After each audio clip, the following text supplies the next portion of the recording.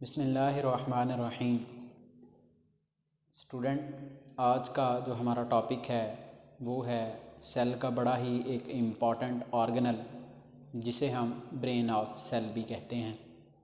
बेटा उसका नाम है न्यूक्लियस। चलें आए न्यूक्लियस को पढ़ते हैं। सबसे पहले हम न्यूक्लियस को डिस्कस करने जा रहे हैं। तो मैं सबसे पहली बात जो डिस्कस करूंगा बेटा न्यूक्लियस का लिटरली मीनिंग, यानी इसका लफ्ज़ी मतलब क्या है। हम केमिस्ट्री में जब किसी एटम के स्ट्रक्चर को डिस्कस करते हैं तो एक एटम के सेंट्रल पोर्शन को, दरमियानी हिस्से को भी हम न्यूक्लियस कहते हैं। तो न्यूक्लियस का लफ्ज़ी मतलब है सेंटर, और सेंट्रल रीजन को हम कोर भी कहते हैं। इसका मतलब यह हुआ कि ऐसा ऑर्गेनली जो सेल के, एनिमल सेल्स के सेंटर में पाया जाए, उसके सेंटर में पाए जाने की वजह से उसको नेम दे दिया गया न्यूक्लियस। ये न्यूक्लियस का लिटरली मीनिंग था जो हम केमिस्ट्री में भी डिस्कस करते हैं। लफ्जी मतलब है सेंटर। चूंकि ये एनिमल सेल्स में सेंटर में पाया जाता है, इसके सेंटर में पाए जाने की वजह से इस ऑर्गेनल को न्यूक्लियस का नाम दे दिया गया। दूसरी बात स्टूडेंट, सबसे पहले Robert brown was the first scientist who discovered nucleus। Robert brown पहला साइंसदान था जिसने न्यूक्लियस के बारे में बताया। इसने न्यूक्लियस को डिस्कवर किया 1831 में। इसने न्यूक्लियस को डिस्कवर किया। इन 1831 रॉबर्ट ब्राउन डिस्कवर्ड न्यूक्लियस। इसने न्यूक्लियस को डिस्कवर किया। अब स्टूडेंट, न्यूक्लियस को इसकी लोकेशन की बेस पर जब हम एनिमल सेल्स में या प्लांट सेल्स में ऑब्जर्व करते हैं तो इसकी लोकेशन हमें डिफरेंट दिखाई देती है। इसका मतलब ये है कि एनिमल सेल्स में it is present in the centre, ये बिल्कुल सेल के दरमियान में पाया जाता है। जबकि अगर हम प्लांट्स में बात करें तो प्लांट्स में ये पेरिफेरी मींस किनारों पर पाया जाता है, यानी प्लांट्स के सेल्स में ये किनारे पर, एक सेल के दरमियान में नहीं होता बल्कि किनारों वाली साइड पर होता है। अब नेक्स्ट स्टूडेंट, ये लोकेशन को डिस्कस करने के साथ साथ मैं आपको ये बात भी बताता चला जाऊं कि न्यूक्लियस को हम ब्रेन ऑफ सेल भी कहते हैं। Nucleus is the brain of cell. ये सेल का ब्रेन है, यानी all the activities which are taking places within the cell, जो सेल के अंदर होती हैं, all these activities are controlled by nucleus। वो सेल की तमाम एक्टिविटीज को न्यूक्लियस ही कंट्रोल करता है।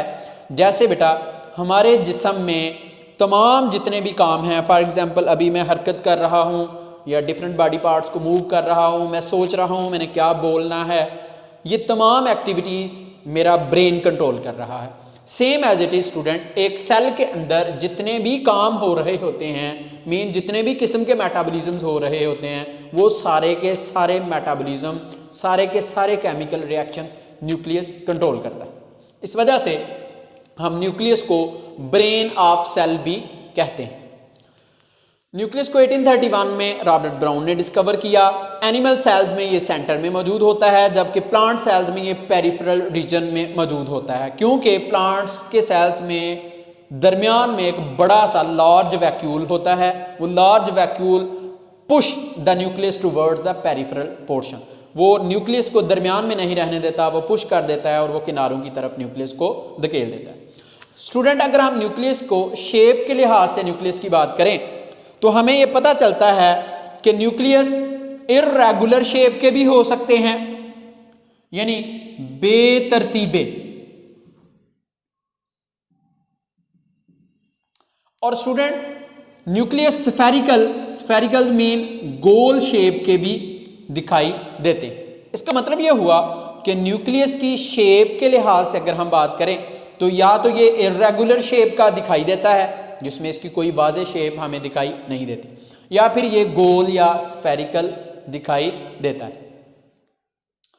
अब स्टूडेंट अगर हम एक सेल में पाए जाने वाले नंबर ऑफ न्यूक्लियस की बात करें तो हमें पता चलता है कि कुछ सेल्स में एक न्यूक्लियस होता है, कुछ सेल्स में दो न्यूक्लियस होते हैं, कुछ सेल्स में बड़े सारे न्यूक्लियस पाए जाते हैं। इसका मतलब यह हुआ कि on the basis of numbers of nucleus present in the cell we can classify the cells into different types, यानी टाइप्स ऑफ सेल्स की इकसाम on the basis of number of nucleus की तादाद की बेस पर हम सेल की मुख्तलिफ इकसाम बयान कर सकते हैं। अब स्टूडेंट अगर एक ऐसा सेल हो जिसमें एक न्यूक्लियस पाया जाए, ऐसे सेल को मोनोन्यूक्लिएट या यूनिन्यूक्लिएट सेल कहते हैं। ऐसा सेल जिसमें एक न्यूक्लियस पाया जाता हो, ऐसे एक न्यूक्लियस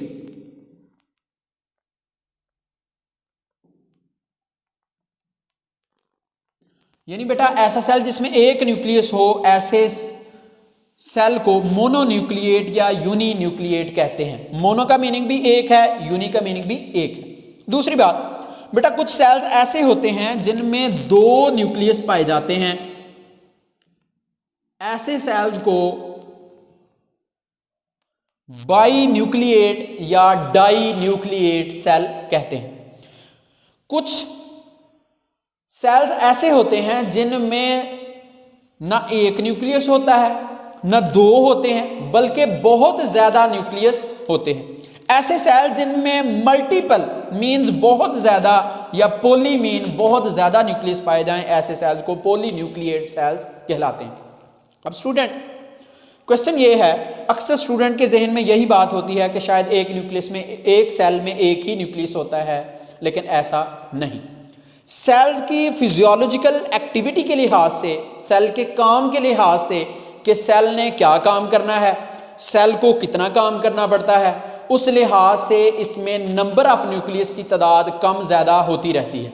और स्टूडेंट ये भी यहाँ पर मैं एक बात बताता चला जाऊँ कि कुछ सेल्स ऐसे भी होते हैं जब वो मैच्योर होते हैं तो उनमें कोई न्यूक्लियस मौजूद नहीं होता, जैसे रेड ब्लड सेल जब मैच्योर हो जाते हैं तो उनमें न्यूक्लियस मौजूद नहीं होता। अब स्टूडेंट आगे हम बात करते हैं एक न्यूक्लियस में जो मटेरियल पाया जाता है वो क्या क्या मटेरियल न्यूक्लियस में मौजूद हो सकता है।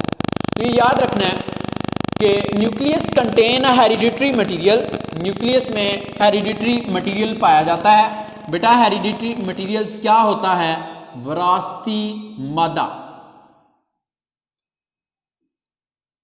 बेटा ऐसा मटेरियल जो पेरेंट से बच्चों में ट्रांसफर होता है, means genes, means DNA, means chromosomes, ऐसे मटेरियल को हम हेरिडिटरी मटेरियल्स कहते हैं।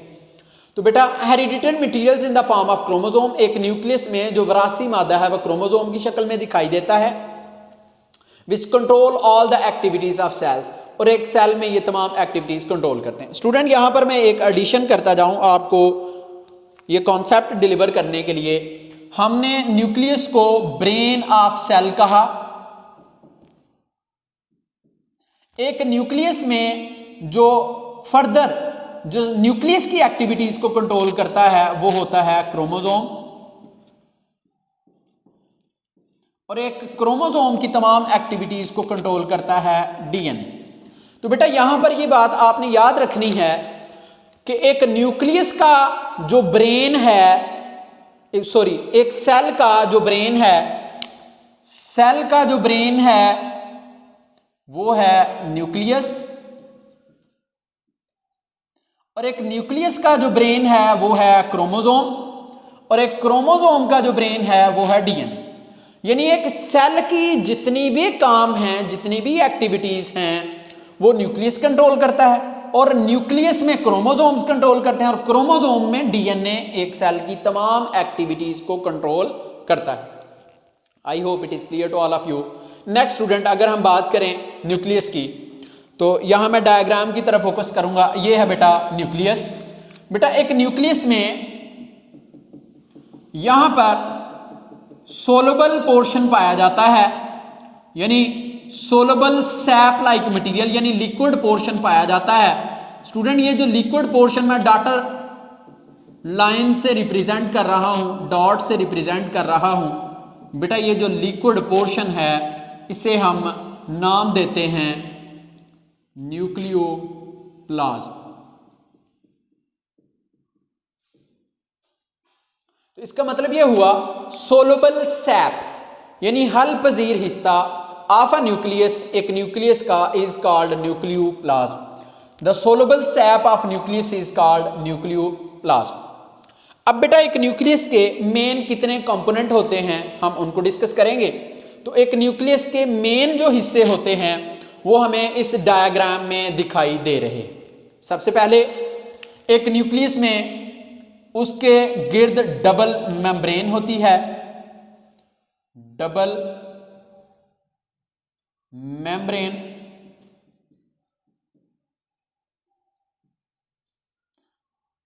और डबल मेम्ब्रेन के अंदर यहां पर दूसरा ऑर्गेनल है, दूसरा इसका कंपोनेंट है क्रोमोसोम। और बेटा अगर हम तीसरा कंपोनेंट की बात करें एक न्यूक्लियस के अंदर जो हमें दिखाई देता है तो हम इसे कहते हैं न्यूक्लियोलस। आई होप आपको ये तीन कंपोनेंट क्लियर हो गए होंगे। न्यूक्लियस में तीन मेन पार्ट्स पाए जाते हैं, डबल मेम्ब्रेन जिसको हम न्यूक्लियर इनवेल्प कहते हैं, क्रोमोसोम एंड न्यूक्लियोलस। अब स्टूडेंट एक न्यूक्लियस के कंपोनेंट की बात करें तो न्यूक्लियर मेम्ब्रेन है सबसे पहले जो उसकी न्यूक्लियस को कवर करके रखती है, न्यूक्लियोलस है ये न्यूक्लियस के अंदर ही एक डार्कली स्टेन्ड एरिया है, तीसरा जो कंपोनेंट है वो है क्रोमोसोम। सबसे पहले स्टूडेंट आज हम न्यूक्लियर मेम्ब्रेन की बात करेंगे कि न्यूक्लियर मेम्ब्रेन क्या है। तो सबसे पहले student nucleus is bounded by double membrane. Nucleus के गिर्द दो मेम्ब्रेन्स पाई जाती हैं, उन दोनों मेम्ब्रेन्स को मजमूई तौर पर न्यूक्लियर इनवेल्प कहते हैं। न्यूक्लियर मेम्ब्रेन्स या इनवेल्प, न्यूक्लियर मेम्ब्रेन्स और न्यूक्लियर इनवेल्प, दोनों को न्यूक्लियर मेम्ब्रेन्स या न्यूक्लियर इनवेल्प कहेंगे। ये दो मेम्ब्रेन्स हैं बेटा। अगर इन दोनों मेम्ब्रेन्स की केमिकल कंपोजिशन की बात की जाए कि ये कैसी हैं, तो जैसे सेल के बाहर एक प्लाज्मा मेम्ब्रेन होती है जो प्रोटीन्स और लिपिड्स से मिलकर बनी होती है, बिल्कुल वैसे ही न्यूक्लियर मेम्ब्रेन या जिसे न्यूक्लियर इनवेल्प कहते हैं ये मेम्ब्रेन्स भी प्लाज्मा मेम्ब्रेन के साथ सिमिलरिटी शो करती है। मींस ये दोनों एक जैसी हैं, ये भी प्रोटीन्स और लिपिड्स से ज्यादातर मिलकर बनी हुई है और ये भी प्रोटीन्स और लिपिड्स से ज्यादातर मिलकर बनी हुई। तो chemical composition is similar to plasma membrane, means इसमें भी प्रोटीन्स और लिपिड्स पाए जाते हैं। अब स्टूडेंट आपने इस डायग्राम पर फोकस करना है। हम न्यूक्लियस की बेसिकली आज सिर्फ एक ही कंपोनेंट को डिस्कस करेंगे, वो है न्यूक्लियर मेम्ब्रेन। तो स्टूडेंट अगर हम न्यूक्लियर मेम्ब्रेन की थोड़ी सी डिस्कशन करें, B focus on this diagram here. Nucleus के गिर्द बेटा इस तरह स्टूडेंट्स डबल मेम्ब्रेन पाई जाती है।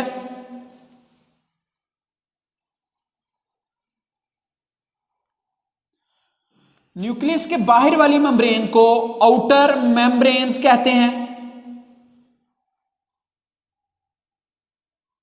जबकि न्यूक्लियस के अंदर इनर साइड पर जो मेम्ब्रेन है इसे इनर न्यूक्लियर मेम्ब्रेन कहते हैं। अब स्टूडेंट इन दोनों मेम्ब्रेन्स को न्यूक्लियर इनवेल्प कहते हैं। ये दो मेम्ब्रेन्स न्यूक्लियस के बाहर हमें मिलती हैं। बेटा न्यूक्लियस की जो आउटर मेम्ब्रेन है पहले हम उसकी बात करेंगे। न्यूक्लियस की आउटर मेम्ब्रेन है जो यहां पर राइबोसोम्स अटैच्ड होते हैं और ये वो मेम्ब्रेन है न्यूक्लियस की जो एंडोप्लाज्मिक रेटिकुलम के साथ इन कांटेक्ट होती है, कॉन्टिन्यूस होती है, जुड़ी होती है। इसके साथ साथ एक तो ये एंडोप्लाज्मिक रेटिकुलम के साथ जुड़ी होती है, सेकंड ये खुद भी रफ होती है। रफ इस वजह से होती है कि इसके ऊपर राइबोसोम्स अटैच्ड होते हैं। राइबोसोम्स के अटैच्ड होने की वजह से आउटर मेम्ब्रेन का ये काम है कि ये प्रोटीन की सिंथेसिस करती है, प्रोटीन्स बनाती है। जबकि न्यूक्लियस की इनर मेम्ब्रेन की बात करें तो न्यूक्लियस की जो इनर मेम्ब्रेन है ये न्यूक्लियर कंटेंट को, यानी न्यूक्लियस में पाए जाने वाली चीजों को सराउंड करके रखती है, घेरती है, कवर करती है। ये इन दोनों मेम्ब्रेन्स का मेन फंक्शन है। अब सबसे पहले मैं इस डायग्राम की तरफ मूव करूंगा। जैसे मैंने ये आउटर मेम्ब्रेन के ऊपर ये रेड कलर के बिल्कुल राइबोसोम्स ड्रा किए हुए हैं ताकि आपको पता चले कि आउटर मेम्ब्रेन का क्या काम है। इसके ऊपर राइबोसोम्स होते हैं, ये प्रोटीन की सिंथेसिस में इन्वॉल्व होती है। जबकि और साथ ही ये एंडोप्लाज्मिक रेटिकुलम के साथ भी जुड़ी होती है। अब इनर मेम्ब्रेन न्यूक्लियर कंटेंट को कवर करके रखती है। तो आउटर मेम्ब्रेन की बात करते हैं, continuous with endoplasmic reticulum like rough endoplasmic reticulum. ये रफ एंडोप्लाज्मिक रेटिकुलम के साथ सिमिलरिटी रखती है। क्यों? क्योंकि उसके ऊपर राइबोसोम्स होते हैं, जैसे रफ एंडोप्लाज्मिक रेटिकुलम के ऊपर राइबोसोम्स होते हैं। अटैच्ड राइबोसोम्स फंक्शन क्या है? प्रोटीन सिंथेसिस का ये काम करती है, प्रोटीन बनाती है। Ribosomes are protein factories. Inner membrane surrounds nuclear content, और बेटा इसका यही फंक्शन भी यही है कि ये न्यूक्लियर कंटेंट को कवर करके रखती है। अब स्टूडेंट मैं इस डायग्राम पर फोकस करूंगा। बेटा न्यूक्लियस की ये दोनों मेम्ब्रेन्स जहां पर जुड़ती हैं, इकट्ठी होती हैं, अटैच होती हैं, वहां पर हमें छोटे छोटे होल्स दिखाई देते हैं, छोटे छोटे परफोरेशंस दिखाई देती हैं, छोटे छोटे सुराख दिखाई देते हैं। हम इन सुराखों को न्यूक्लियर पोर्स कहते हैं।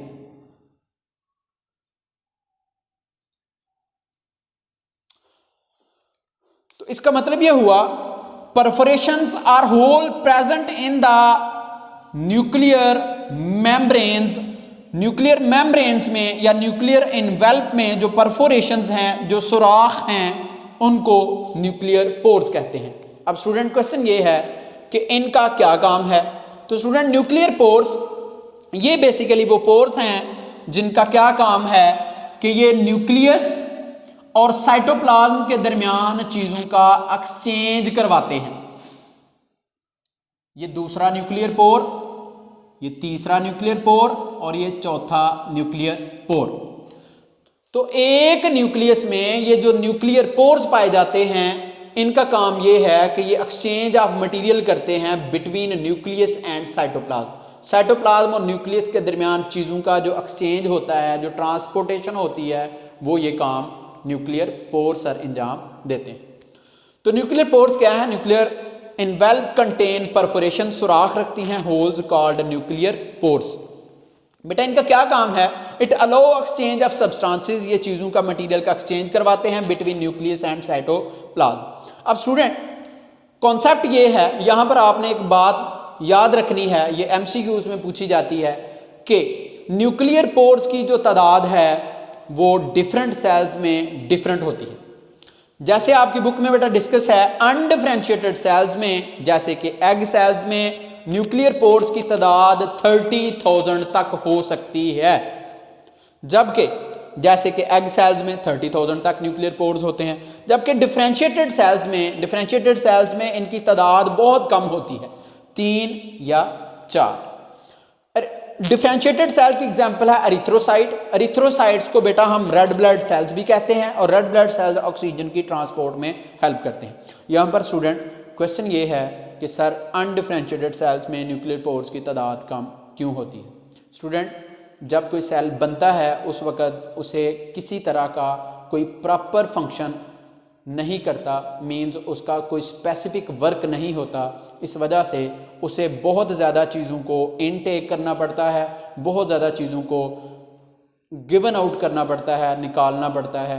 वो प्रॉपरली अपना काम सर अंजाम देने के लिए अभी रेडी नहीं होता। उसमें बहुत सारी चीज़ों की मॉडिफिकेशन की ज़रूरत होती है, जिस वजह से उसमें उसके न्यूक्लियर पोर्स की तादाद ज़्यादा होती है। जबकि जब कोई सेल डिफरेंशिएटेड हो जाता है, फंक्शनल हो जाता है, स्पेसिफिक अपना काम करना शुरू हो जाता है, तो वो सिर्फ कुछ ही चीज़ों को अलाउ करता है कि वो अंदर आ सकें, और कुछ ही चीज़ों को वो बाहर एक्सपोर्ट करने की इजाज़त देता है। स्टूडेंट यहाँ पर मैं एक बात लास्ट पर डिस्कस करता जाऊँ जो बड़ी इंपॉर्टेंट बात है, ये याद रखना है स्टूडेंट, आपके सेल वाले चैप्टर में, चैप्टर नंबर 4 फर्स्ट ईयर के जो चैप्टर है उसमें 3 ऐसे ऑर्गेनल आपने पढ़े हैं जो डबल मेम्ब्रेन बॉन्डेड हैं। एक न्यूक्लियस, दूसरा क्लोरोप्लास्ट, तीसरा यानी प्लास्टिड, तीसरा माइटोकॉन्ड्रिया। ये 3 ऐसे ऑर्गेनल हैं जो डबल मेम्ब्रेन्स में बॉन्डेड होते हैं। अब स्टूडेंट ये भी बात याद रखनी है कि एक न्यूक्लियस में न्यूक्लियोलस की तादाद 1 भी हो सकती है, 2 भी हो सकती है, 3 भी हो सकती है और ज़्यादा भी हो सकती है। इसी तरह एक सेल में न्यूक्लियस की तादाद 1 से ज़्यादा भी होती है। जब न्यूक्लियस 1 से ज़्यादा हों तो हम उन्हें न्यूक्लियाई कहते हैं। Thank you so much student for taking my lecture. अल्लाह हाफिज़।